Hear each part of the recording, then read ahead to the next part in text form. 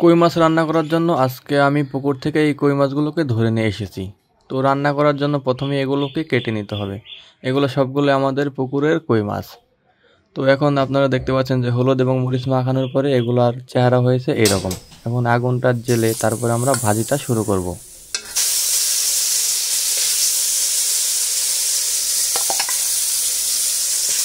কই মাছের সাথে রয়েছে কিছু পরিমাণে শিং মাছ, সেগুলোকেও আমরা একসাথে ভেজে নেব।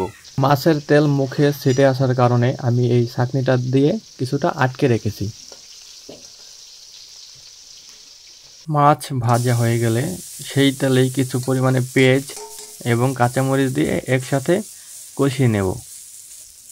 পেঁয়াজ এবং কাঁচামরিচ হালকা একটু বাদামি রং হয়ে গেলে তার সাথে আমরা অ্যাড করব মিষ্টি লাউয়ের কড়া এবং মিষ্টি লাউয়ের পাতা ও ডগা, যেগুলো আমরা আগে থেকেই কেটে রেখেছি।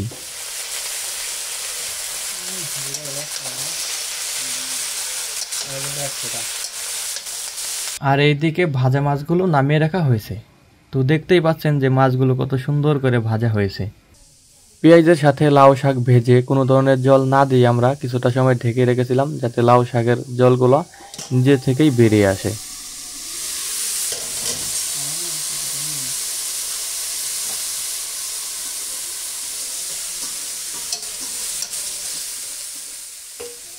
এখন দেখতে পাচ্ছেন লাউ শাকের ভিতরে যে জলগুলা ছিল সেগুলা বেরিয়ে এটা একটা ভাজা ভাজা ভাব হয়ে গেছে।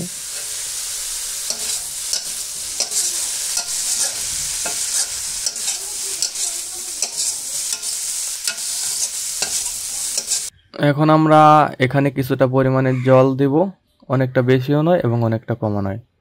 এমন একটা পরিমাণে জল দিতে হবে যাতে এই লাউ শাকগুলা এবং মাছগুলা ভালোভাবে সিদ্ধ হয়। 50% সিদ্ধ হওয়ার পরে এখন আমরা এখানে মাছগুলা দিয়ে দেব। এই মাছগুলো আমরা আগে থেকেই ভেজে রেখেছি। এখন এই মাছগুলা দিয়ে কিছুটা সময় আবার সিদ্ধ করতে হবে, তাহলে আমাদের আজকের রান্না শেষ হয়ে যাবে। এখন দেখতে পাচ্ছেন যে আমাদের রান্না শেষ হয়ে গেছে। এখন আমরা এগুলোকে নামিয়ে ফেলবো। তবে বলে রাখি, এখানে কোনো শুকনা মরিচের গুঁড়া অ্যাড করা হয়নি। এটি সম্পূর্ণ স্বাস্থ্যসম্মতভাবে এই রান্নাটা করা হয়েছে। তেলের পরিমাণ খুব কম দিয়ে আমরা এটা রান্না করেছি।